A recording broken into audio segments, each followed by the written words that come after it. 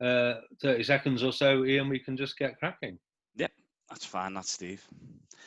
Hi, everybody. Hi. So get cracking now then, Steve, okay? Yep, please do. Yeah, that's fine. Yeah. So welcome everybody to the APPG, which is the All Party Parliamentary Group for Liverpool City Region, and it's great to see so many faces here, and I'm really looking forward to today's session. So welcome everybody, all attendees, speakers, MPs. Steve's not here till 12:30. So basically, the meeting is about the focus on the challenges and also the opportunities facing the housing sector in the Liverpool City region.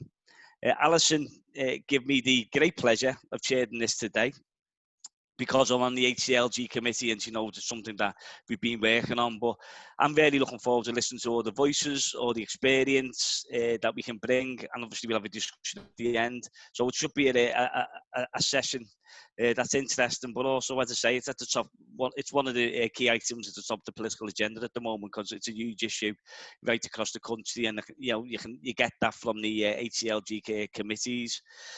So moving forward, it's going to focus on social housing, social rented housing, private sector, homelessness, and also, as I said, how housing can actually contribute to a post-COVID society, both the recovery and how we can balance up society in a fairer manner than what's gone on before. We did ask Christopher Pincher, who's the Housing Minister and MP, who I've had the pleasure of having evidence from before. He gave us his sincere apologies. He couldn't make it today to this meeting, but he has confirmed that he will meet at a future meeting. So when we have a follow-up meeting on this issue, we'll hopefully have Christopher, the Housing Minister, to answer any questions, and obviously the direction of government policy, which would be good.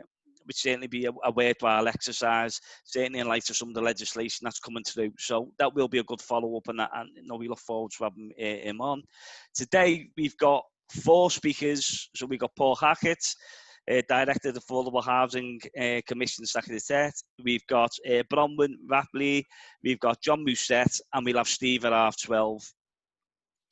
Also, after 1 o'clock, we'll have half an hour to talk about the COVID situation within the Liverpool City region. Steve would be delighted to answer questions on that, and obviously it'd be really good to get people's feelings, opinions from their communities, from their sector. So obviously as MPs we've had quite a lot of time with Steve. We've been lucky in that respect.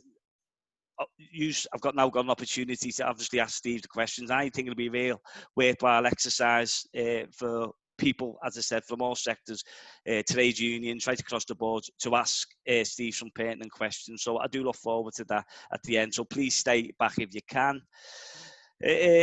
You've got a chat function. I'm sure we're all used to Zoom now after 6 months. So there's a chat function. If you can pop in the chat function if there's a question, and Steve can let me know if anyone pops in, and Olivia if I don't see it. So that's how that normally works. And we'll be okay. We've been here before, so I'm sure we'll be able to negotiate that. So just before we actually start the meeting, just some procedural issues. So the minutes of the last meeting on the 2nd of October, which was an excellent meeting, which Kim Johnson chaired, regarding institutional racism and developing a positive agenda, they need to be formally approved. So the minutes are available. They were sent out in notes from Steve. So I'm just asking if there's any comments or matters arising before we pass the minutes. So I'll take that as all good to go, Steve, to be noted. So let's commence the session. You've heard enough from me, and now it'll be great pleasure to bring Paul Hackett, Director. I'm really looking forward to hearing him speak. Director of the Affordable Housing Commission Secretariat. Paul, it's all yours. Okay, thanks, Ian. I hope this is going to be okay. My talk's been playing up. It was playing up before Dido Harding left Talk to run Track and Trace. So if it falls, I'm going to blame it on her. I got hacked into during that big Talk problem, and it still comes back. So I hope I can stay with you. Look, it's a pleasure to be with you, and thanks for inviting me. Obviously, I'm feel I'm standing in for the Housing Minister, which I'm definitely not. Certainly as Director of the Smith Institute, I think I'd find that a bit uncomfortable. I had a quick look this morning actually to see what Pinch has been up to lately. I thought it was quite interesting.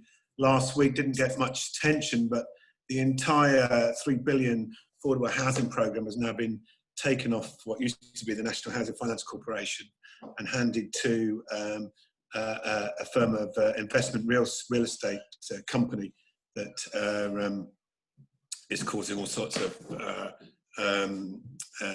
concerns. And I think that sort of tells you a lot about where their mindset is at the moment. But I wanted to just quickly talk about the work of the Affordable Housing Commission, my 7 minutes really, and just sort of set the scene in terms of where we're coming from and its relevance to Liverpool City region. I mean, at the moment, I think we're in a position where we spent about 18 months in the Commission looking at issues of social and affordable housing across England.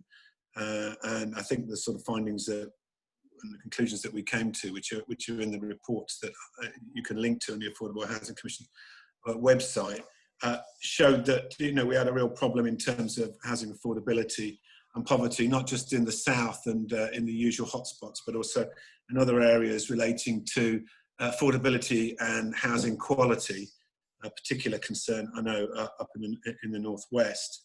And we were looking at issues around provision of more housing, particularly genuinely affordable housing, not just linked to market prices, but also linked to people's circumstances, benefits, and the quality of the stock. And in that context, we found that there was considerable problems arising in places like Liverpool, and in particular, as you know better than I do. So I just had to get rid of this cat. I've got a cat invasion. The PRS, in particular, increasing at quite a rate in the Liverpool area, also across the northwest, and that creating serious difficulties, particularly for those on low income. And we've been highlighting that and pressing that issue with ministers and some of the agencies like Homes England. I mean, so the Commission's been busy highlighting that switch as well in terms of the enormous increase we've seen, particularly the last decade, in buy-to-let landlords. We've now got about 2 million amateur buy-to-let landlords, which is quite phenomenal, and now 13 million tenants in private rented sector, and we feel that's a problem. I mean, Lord Best, who's been leading the Commission with the other commissioners, has been highlighting the concerns around these investor landlords, particularly if the yields start falling, which they are in London. I think they're holding up places like Liverpool where the social market rent's fairly similar. But if yields start falling, we might start seeing an exodus of landlords at a time just when the government is taking the restrictions off the moratorium on evictions, and we're very worried about that. So, particularly concerning homelessness, which could easily bounce straight back. Anyway, my point on all this is that I think that the issues that were there before COVID and the work we did before COVID haven't gone away. The fallout from COVID has put the spotlight on how vulnerable the housing system is, particularly for those struggling renters on lower income in the PRS. And as I say, many of those are not just in the south, many of those are in the north and the Midlands.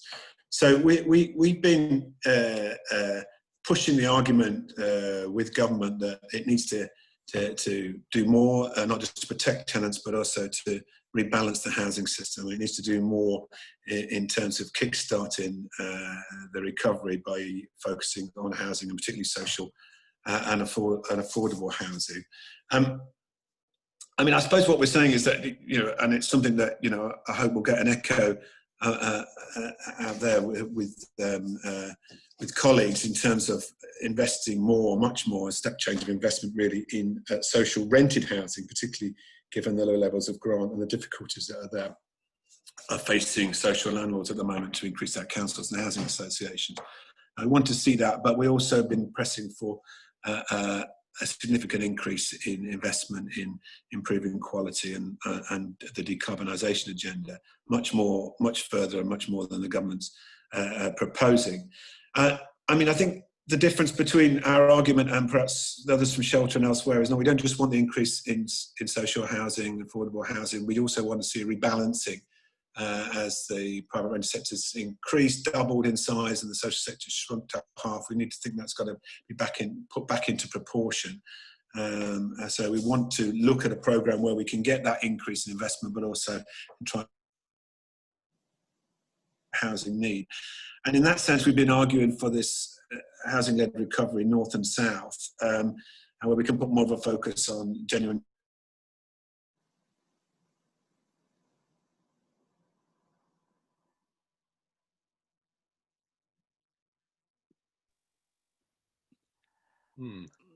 So I think Paul's fell victim to talk, and he did give us prior notice this could happen.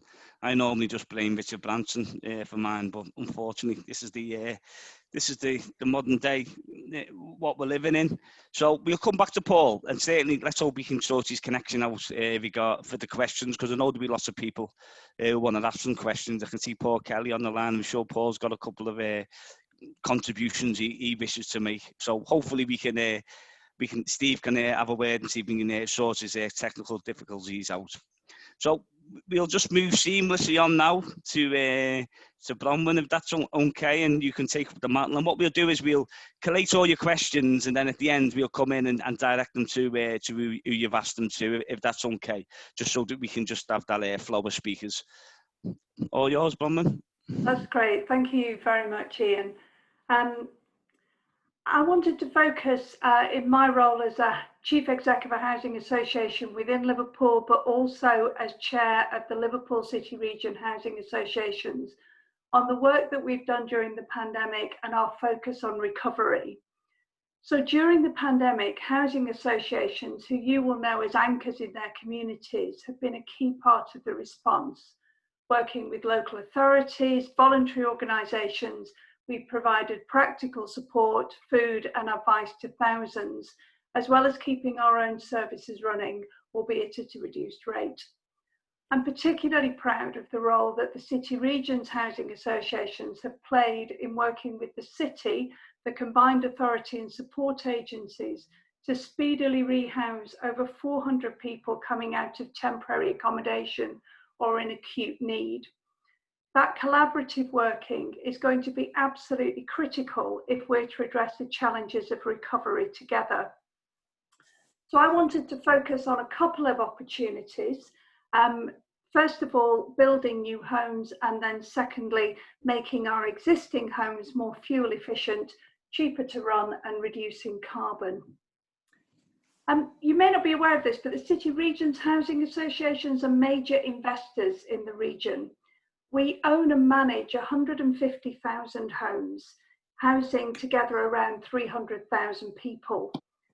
We invest £500 million each year in our homes, which is a significant economic boost to the region. We are planning to build 4,000 new homes and actually have the capacity to build a further 3,000 were additional funding available. We employ together 6,000 people, which I'm reliably informed makes us a bigger employer than Jaguar Land Rover. And last year we helped 3,000 people into work through training and apprenticeships. So the economic value of our investment in the region is considerable, but our social impact is of equal merit. We are one of the few organisations that invest at scale in occupied homes. And one of the things that I'll come back to when we talk about green investment, because if we're going to address the green agenda, then one of the things we have to deal with is existing homes. So if we think about the two things that we can do, what can we do to increase supply? How do we move that number of new homes that we can build from 4,000 to 7,000? Well, long-term funding is absolutely key. Any of you who have been involved in any form of development or new build will know that you have to, it takes years sometimes to develop. Particularly if you're looking at brownfield land, you've got the investment in remediation before you can actually start to develop.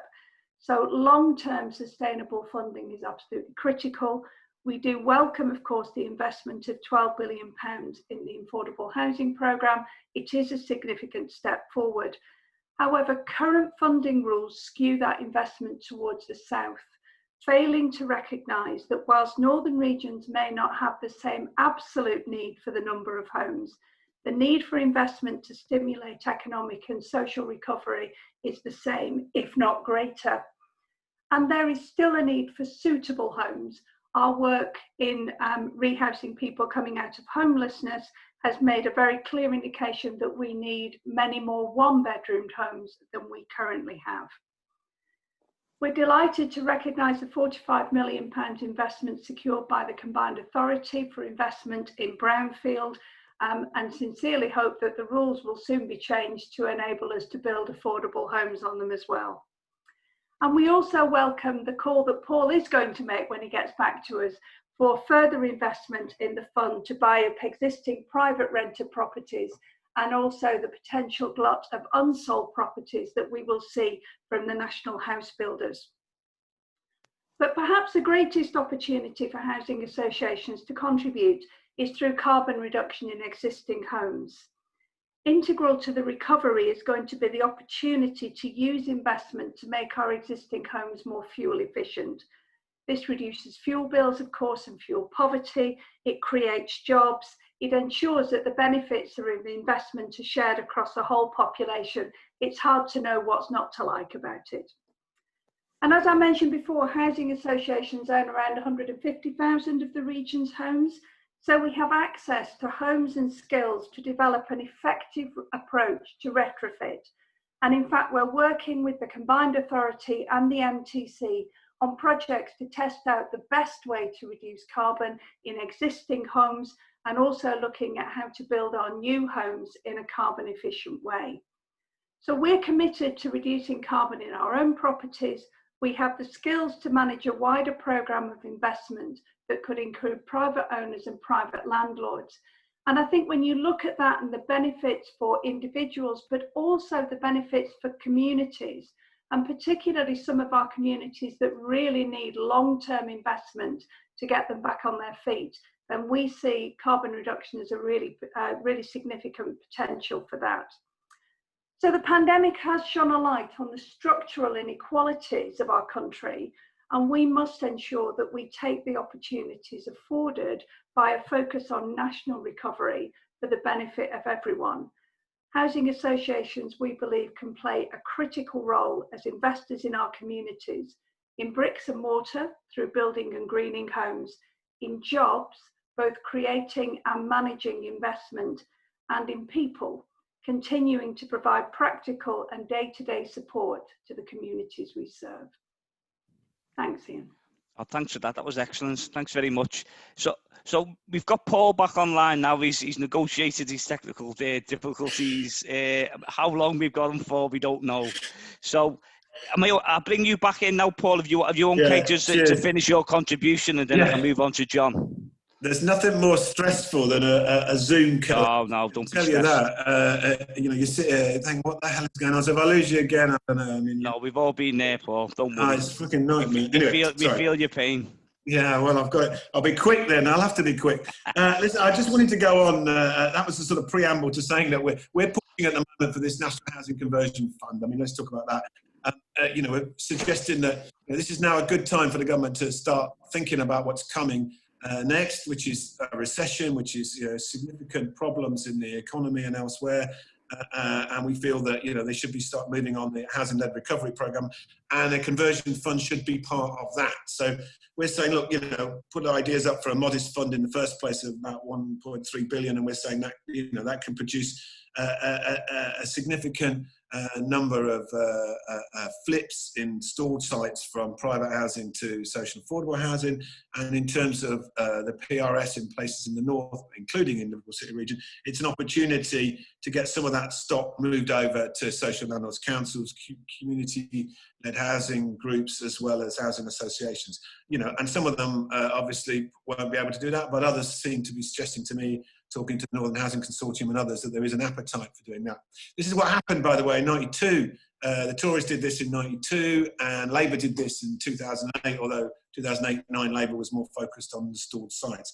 However, I think there's a case for this. It's getting a bit of traction in Parliament, which is good. People are empathic towards it. It does make sense, particularly, as I say, if we start seeing landlords exiting the market. The problem is in areas like yours, and my experience, is that when properties, low-value properties get sold in low-value areas, they get churned to even more unscrupulous landlords. They don't go to first-time buyers from Hackney, where I live, who go wandering up and start buying them for 60, 70,000. They get churned, and they end up in a poorer state with the tenants even more vulnerable. So, you know, that's where we want to put the spotlight on. That's not easy, but given what I heard from Bronwyn, the most important bits about decarbonisation, that gives us an opportunity to push even harder on that. So creative thinking, you know, I wasn't sticking a Labour banner on it. I was really, you know, through the Affordable Housing Commission anyway, trying to look for a consensus for this sort of activity. I mean, as I say,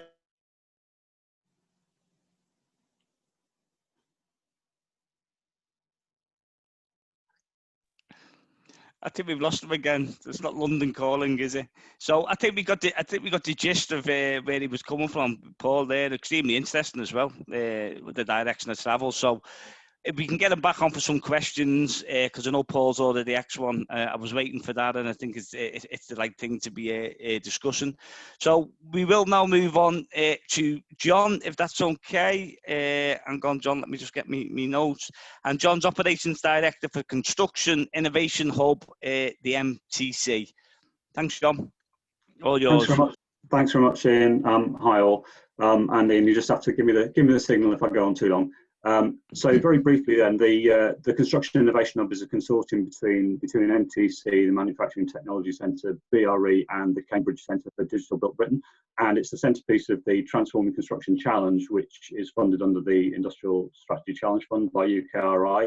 And the hub and the wider challenge are focused very much on the role of innovation in delivering the outcomes of the construction sector deal. And specifically, our role is about sort of catalysing a transformation in the sector based on adopting manufacturing technologies and digital approaches at scale, so that we can get better, improve the delivery, get better resilience in the sector as a whole, and obviously in the performance of what comes out the other side. And the policy context, what we're doing obviously goes back decades, but really is built very directly on the industrial strategy and the goals of the Construction 2025 document, which is basically all about reducing delivery costs, improving the speed of delivery, critically achieving a step change in carbon emissions, and also supporting exports from the construction sector, but also the digital design sector that goes with it. And so our program, we've got a 4-year program shaped around what we think are 4 key themes to deliver that transformation. So manufacturing, obviously, and digital, but also assurance, because we need to know that, built on manufacturing technologies and processes, and also supported by digital technologies, we can now achieve that golden thread of performance, safety, specification information through the life cycle of a project, and also value, because it's critical that we don't keep procuring to lowest capital cost and thereby getting worse long-term value out of construction infrastructure. And so we're co-developing things with industry under those themes: common standards and frameworks, interoperability rules, digital tools, new designs and technologies and processes, but also new commercial and procurement models. And we've very much got a focus on public procurement of social infrastructure. So a kind of in the way in which the initiative in the Liverpool region is focused on aggregating demand in social housing, we're focusing on that aggregated demand from the government departments which have signed up through the Transforming Infrastructure Performance programme to a commitment to deliver more things off-site.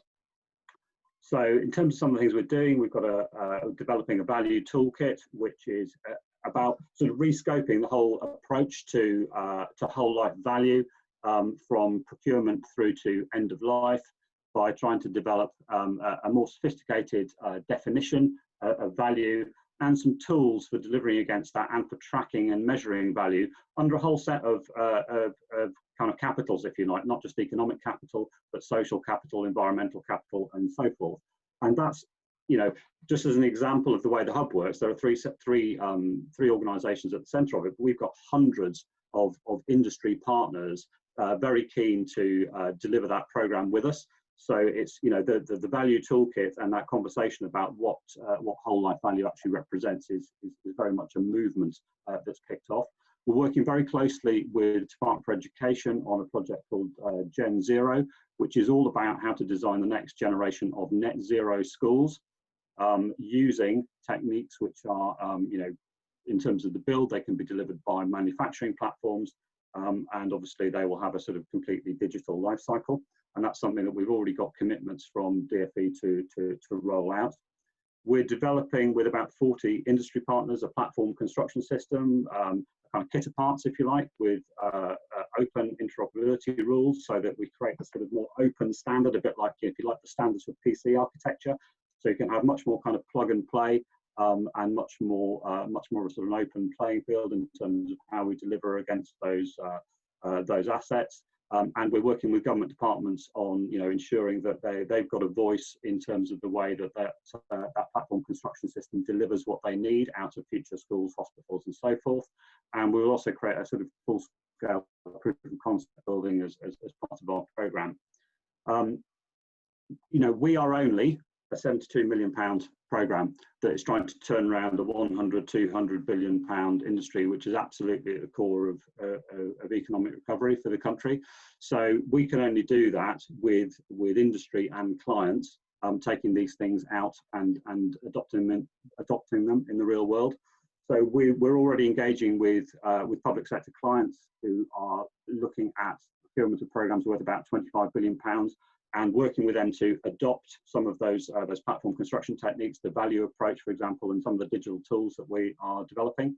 And we're also working at the same time with in the sort of policy space, helping to, we're part of the Construction Leadership Council Sector Recovery Plan, which is all about restarting, resetting, and ultimately getting back onto this kind of transformation route for the sector. We're part of the central government industry team shaping the drafting of the new construction playbook, and we're also working very closely with the Infrastructure and Projects Authority on their 10-year roadmap for the implementation of these commitments to off-site construction. So I think just to wind up, you know, I see, from what I understand of the initiative that's happening in the Liverpool region around housing, that we are very much kind of part of the same movement, but looking at, you know, aggregated demand in different parts of the sector. And I know that there are already close links being established around our value toolkit, and that there's an invitation out for your initiative to be part of our client advisory group. So I think there's a good relationship there to build on. Excellent. Thanks for that, John. I don't know if we've got Paul back. Has he sorted these technical difficulties out? I've seen him pop on before. Have we got him before we bring Steve in? No, I don't think we have. I think we've lost him, haven't we? Which is unfortunate. So I think we'll move on to Steve then, if that's okay. And Steve's going to talk about the housing issue, what we've been discussing the last half an hour from Liverpool City Region perspective, and his role as Metro Mayor. And then obviously we'll talk about the COVID situation after 1 o'clock, if that's okay, Steve. So good to see you, mate, and well done for all your work, what you've been doing over the last 4 weeks. I know it's been difficult for you, but I think you've been outstanding as a representative of this region. So carry on in spite of everything that's getting thrown at you. Thanks, Chair. You'll have to forgive the casual attire, but you'll understand what it's like when you're spending the odd weekend at Chequers with the Prime Minister.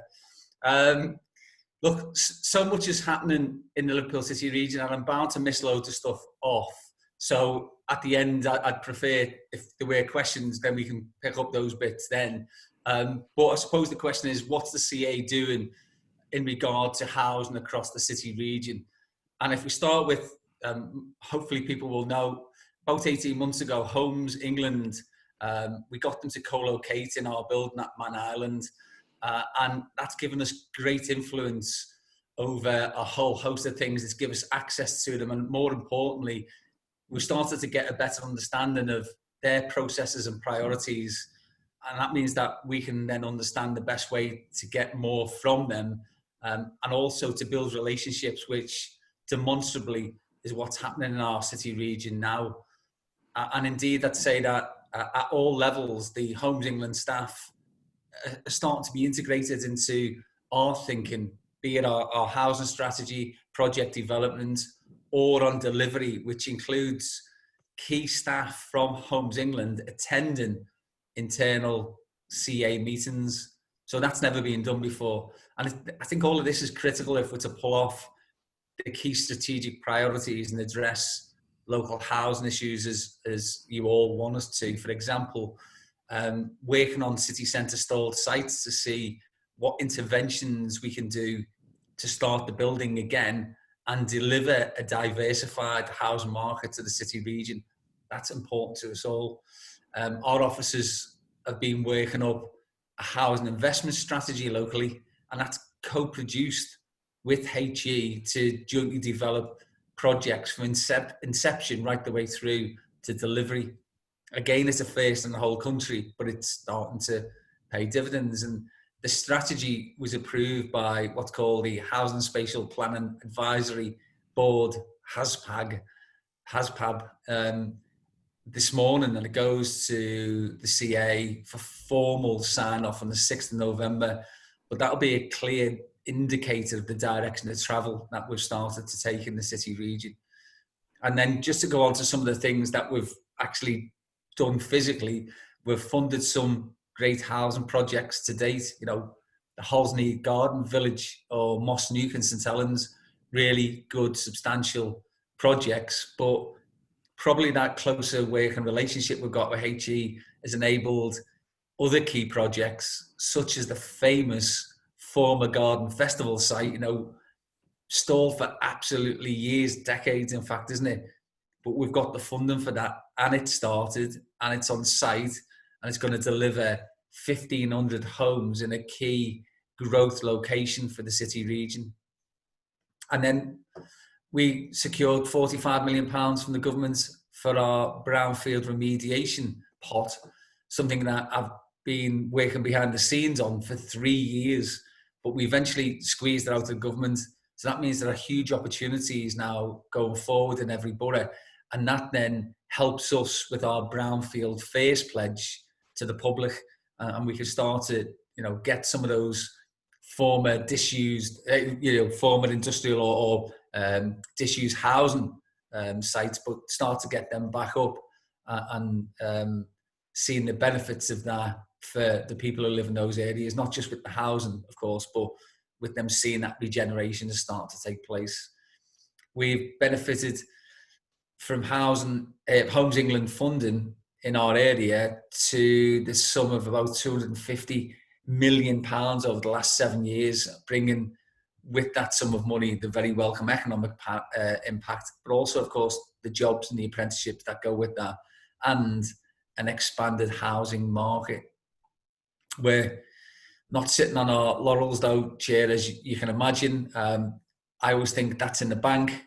What more can we get? So we're pushing Homes England, to increase that totality of funding package significantly, and be assured we're also responding rapidly to what people tell us are the issues that affect them. We always believe that actually we haven't got all the answers. The best way that we can resolve some of the problems in our communities is for people to work with us, you know, at a sort of granular level and not a top-down approach.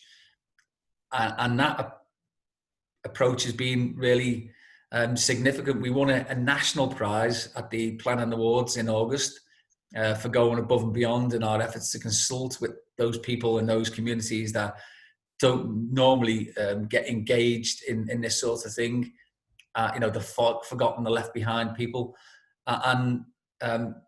We've also been put forward for an international award as well. So that's, you know, shows you how far above and beyond we're going with working with our local authorities right the way across the patch. And we also wanted to see high quality design in buildings. So we were the first in the country to designate a design champion, and that's the Sterling Prize winning architect, Paul Monaghan. People might not know Paul Monaghan, but he's an ex-West Derby lad. He did very well in an architectural practice, went to London, became a top top architect, won a Sterling Prize, but he's got the gig for the new or the temporary new House of Commons. So, right at the top of his game, he's given his time up to come back and give something to the area that he loves. And I'm doing this on a whole host of different things to get expat Scousers to give something back. And that's really starting to, again, pay dividends. And look, we're acutely aware that 1/4 of our homes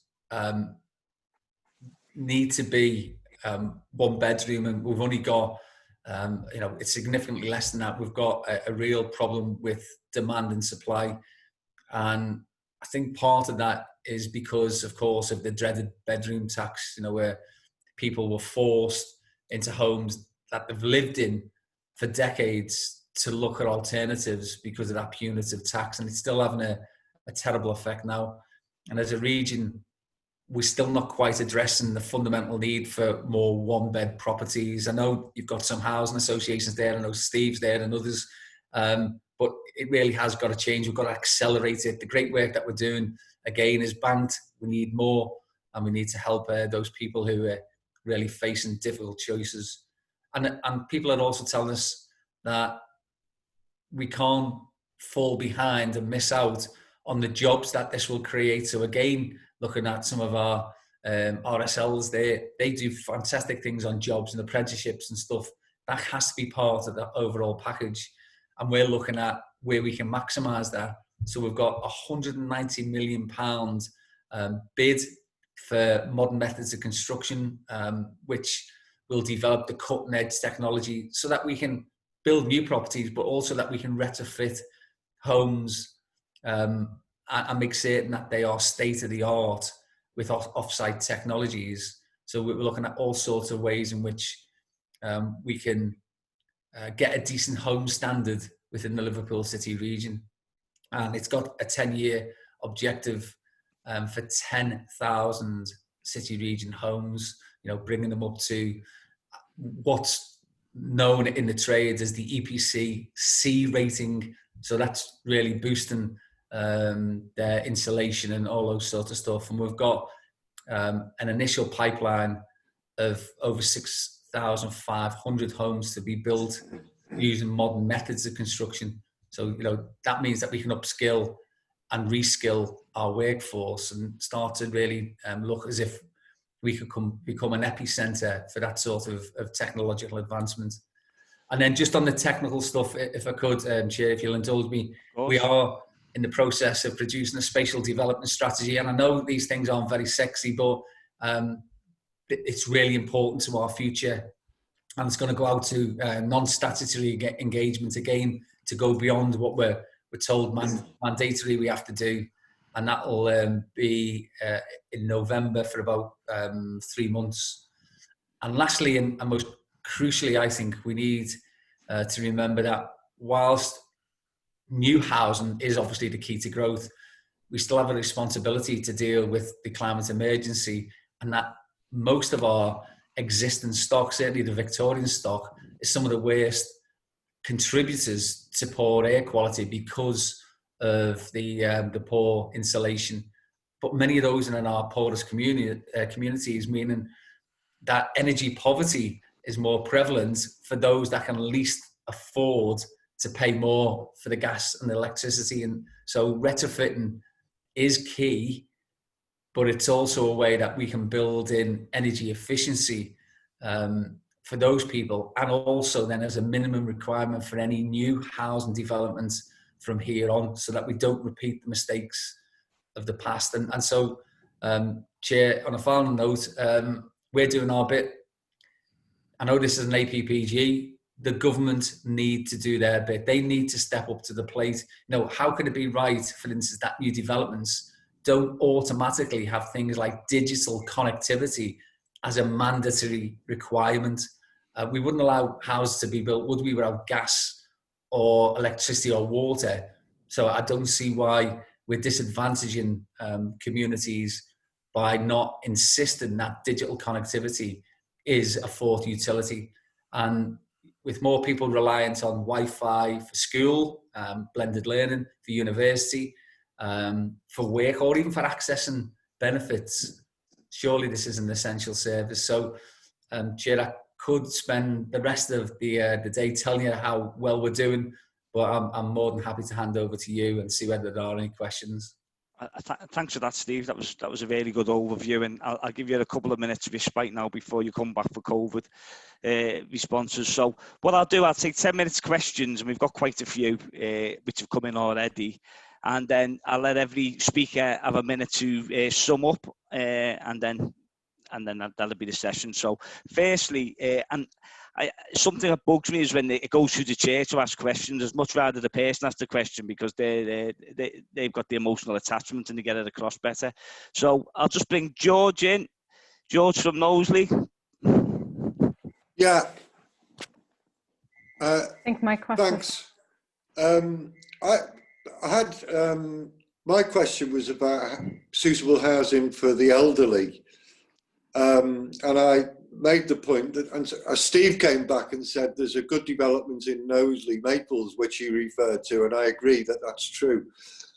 But I think particularly bungalows, but not exclusively so, have the advantage, particularly if it's in social housing, of freeing up family housing for those who are in housing need of that kind of housing. So I just wondered, I don't know whether Steve's back, what Steve or anyone else would want to comment on it, but it seems to me there's a lot of potential in that. Okay. Thanks, George. Does anyone want to come in on that? Or I think he was answered in the chat by Mr. Coffey, wasn't he? Okay. Thanks, George, for that contribution. I want to bring Kim Johnson in. Go on, Kim's got a couple of really pertinent questions there, by the way. Thanks, Ian. So my first one was, we've heard an awful lot about affordable. I'd like to know how people defined affordable, because if you look at the houses down in our Welsh streets, they were determined as being affordable. You know, from my point of view, they're not really, are they? And then my other question was around the fact that Black people are 4 times more likely to be homeless, made homeless in our region. So what are people doing about that? And I can't remember what my last question was, because I've just been popping things in. Sorry, wait a minute. What does it say? I don't know. I can't remember. I can't find it. I think it was bigger housing, wasn't it? More 4-bedroom Oh, that's right. Yeah, yeah. Because, yeah, in terms of my community, we have very diverse communities, larger families, requiring houses with a larger number of bedrooms, because it contributes to the disproportionate number of Black people that are dying as a result of COVID. So, yeah, 3 questions, Tarlop. Thanks, Kim. Paul, would you like to respond to them? Yeah. Yeah, I'll give a go. Sorry, everyone, about coming and going. Oh, it's great to have you back. Yeah, don't worry. Two quick points I wanted to make. One is that I did work on the Northwest and the quality in some years. One of the things I really noticed was that some of the poorest quality housing in the Northwest is not in the social sector. It's not actually in the PRS, although that's very significant. The biggest problem is owner-occupied elderly people in low-value homes with low incomes and no ability to improve their heating or to fit insulation or to make their houses adaptable to their needs. So there's a real issue there about owner-occupiers and how we can get homeowners, elderly people, to downsize as necessary, but also to improve their stock.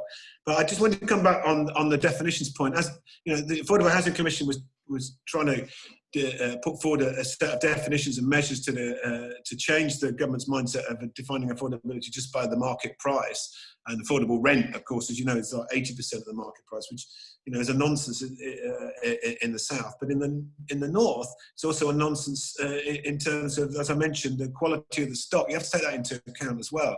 The quality of the property you're living in, the circumstances that you're under, particularly if you're under benefit caps, then that makes your housing unaffordable. If your income can't afford to pay the rent, if it's over 1/3 of your income. And we noticed in the Northwest, many places, even in social housing, some people were facing 40-50% of their income going in their rent, and other people struggling to get by because of benefit their rent. So yeah, it isn't just about the level of income you receive and how much you pay in your rent. It's also about other circumstances, and that's a really, really important point that needs to get across. Otherwise, I think what we're seeing, certainly from a a London perspective, like working down here, is all a focus again coming back to first-time buyers in the south, completely preoccupied with concepts of promoting home ownership, which is fine. I need to promote home ownership, but it doesn't necessarily have to be traded off against social and affordable housing.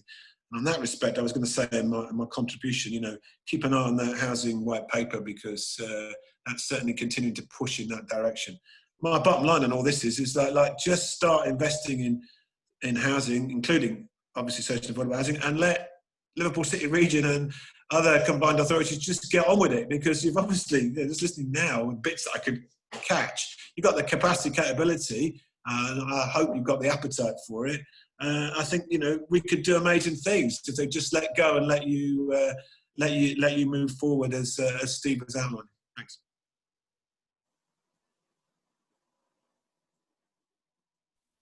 Thanks, Paul.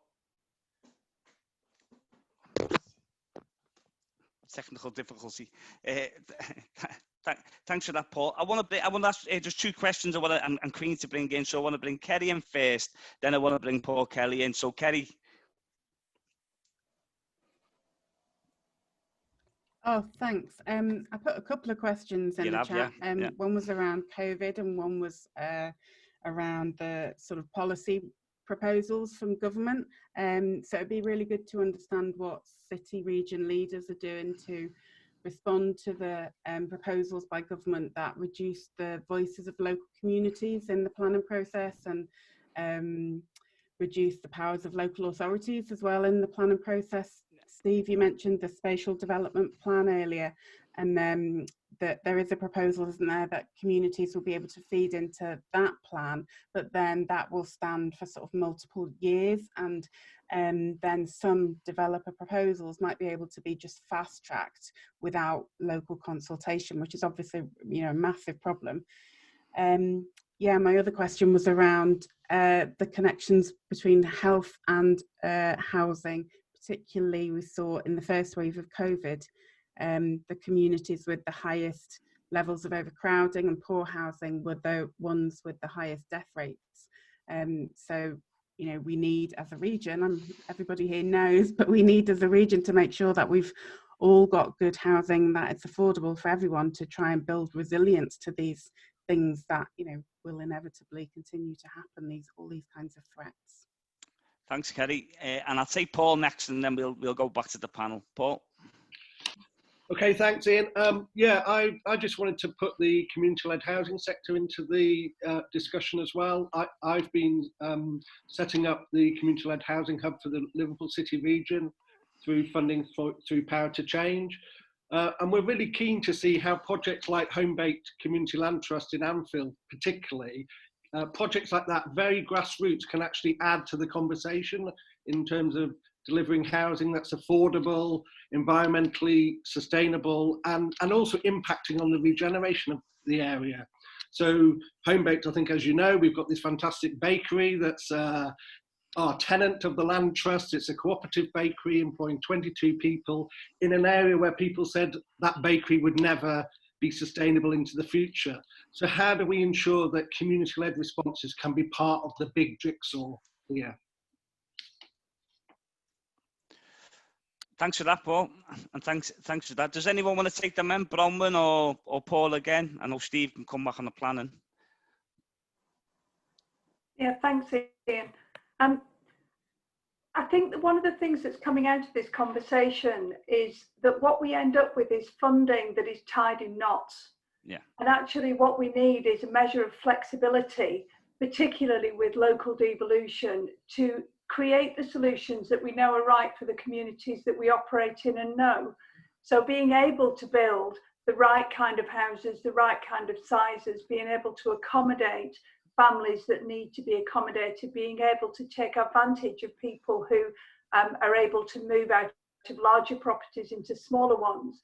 But much of the funding that we get is hedged around with so many different restrictions, very often focused on home ownership, and very often focused, certainly at the moment, it's almost impossible to get social rent rather than what's known as affordable rent into this region. And so as much as we can do, and we're thinking, I know, about a letter to the Minister, but creating some flexibility in that funding, and some local devolution in the green priorities, I think would be a major step forward. Thanks for that. Go ahead, Paul. Yeah, I just wanted to make an observation from the work for the Affordable Housing Commission, which was been very, very reliant on the market cycle in terms of social and affordable housing over the last decade. You know, associations have been basically forced into a position where they have to sell market housing, make a profit, and then recycle that back into providing social rented and affordable rented homes. And that model, you know, doesn't work on a boom to bust system that we've got. So, you know, when the market dips, that means, you know, even forgetting Section 106 and contributions from developers, just in terms of making the money on one sort of tenure and then reinvesting in another, cross-subsidising it so the state doesn't have to pay. That's a busted model, you know. I mean, I think we're trying to argue with ministers, you know, it's difficult and they don't want to listen, but the fact of the matter is, you know, subsidised housing needs subsidy and, you know, and it's an investment and we get it back. I mean, you know, obviously it needs to come, my view, personal view, but we need to deal with right to buy at the same time as they've done in Scotland. I mean, there are plenty of examples of that. We need to get the social, affordable and community-led sector's housing stock up. We need to scale it up at pace so we can rebalance it. No one's saying we should take the housing. We're just saying that cutting it, the grant and selling the stock is reduced to a point where it cannot meet the huge need. So, you know, this is a question for the Tories to deal with, not just in terms of people on lower incomes that need this housing, but also people who may want to buy are now forced into situations in the private rented sector where their rent's taken so much of their income they can't save to buy. So it's even affecting their ambitions on home ownership, which are shared ambitions by everyone. So getting the mixture right, you know, it should be top of the pile for them. And I think what we were arguing for the Affordable Housing Commission, you can do that rebalancing and kickstart and get a stimulus going at the same time. And, you know, why don't you, in operational terms, devolve that down to Steve to get on with it? Because, you know, we haven't got time to draw up a whole set of new plans, because if the recession continues to deepen as it is, we're going to be in a dire housing crisis, worse than it was, sooner than we expected, with a lot more homelessness and a lot more poverty. Thanks for that, Paul. Excellent answer. And Steve, I'm just going to bring you in to finally to just answer the question on your fears, obviously with the planning changes, the potential, you know, as Kerry outlined in the question, that was coming up on the HCLG committee from many experts. And also I was doing one on flooding on the EFRA committee as well. And again, it was, you know, real fear that communities won't be listened to about housing within their region, top-down dictate. So I think it's going to be a really contentious political issue over the next few months once we get the planning bill into Parliament. So, Steve? Yeah, and you say that, Chair, about the planning bill. My understanding is that it's been delayed yet again, and that's because it is an absolute dog's breakfast, in all honesty. I think there's this all, you know, the Tories will always have this presumption on the big corporate or the big house builder or whatever it is over and above local people, but local people's views cannot be usurped if you want to take people with you. And that's why I think that this is absolutely flawed, this process. And possibly that's why it's gone back for a rethink. We've submitted our response to that, Chair. I'll find out whether we could provide a copy of that response, the Liverpool City Region response, by the way, supported by all of the local authorities. So it's a big, weighty process that we've had to go through because we wanted to get it right.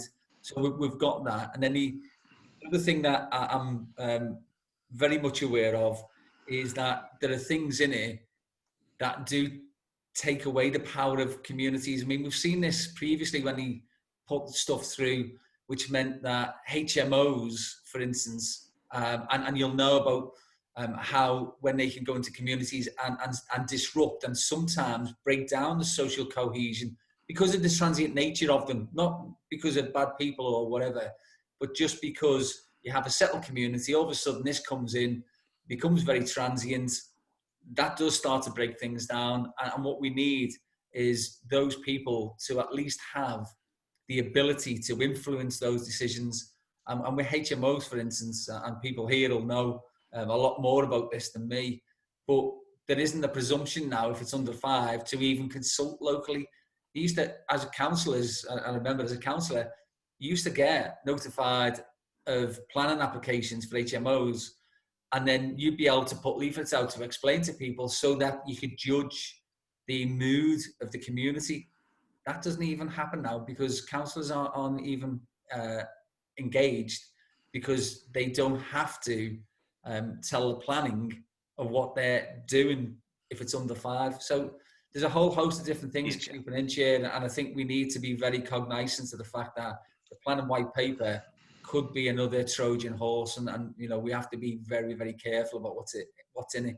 No, absolutely. If you take the voice away from the communities, you're on very dangerous ground, and it's a terrible move. And we'll see how that one pans out. I'm sure there's learning people on here that'll be putting contributions in that tonight, select committee. What I'm going to do now, I'm going to ask everyone who's spoken. Steve's just spoken.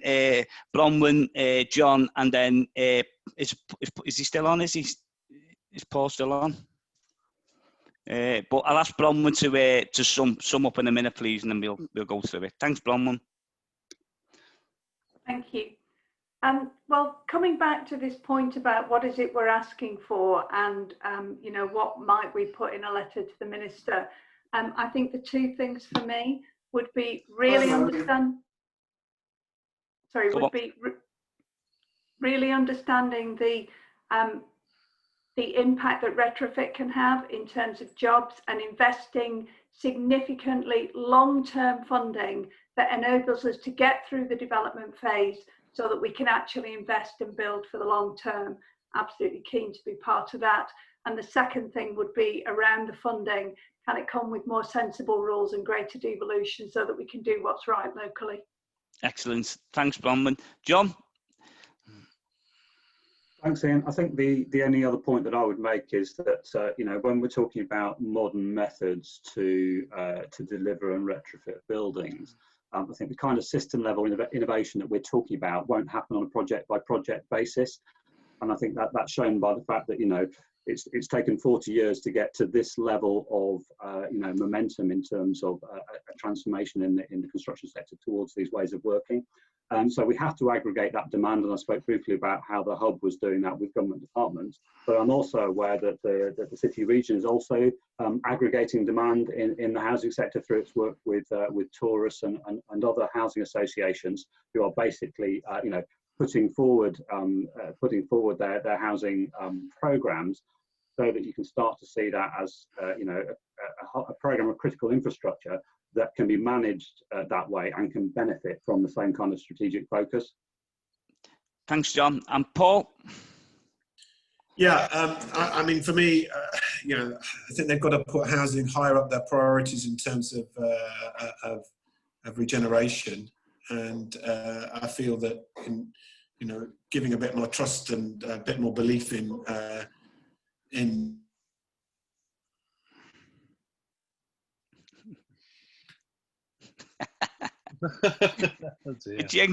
He's jinxed. So, I mean, just to sum up, I think it's been a really informative session. Thanks for everyone that's contributed. And what Steve is going to take away, we're going to construct a letter to the minister, and we'll put all the key actions in. And then, obviously, once we invite him back to address the APPG, he'll have some actions which we want to discuss with them, and I think it's been a worthwhile exercise. I mean, you could talk all day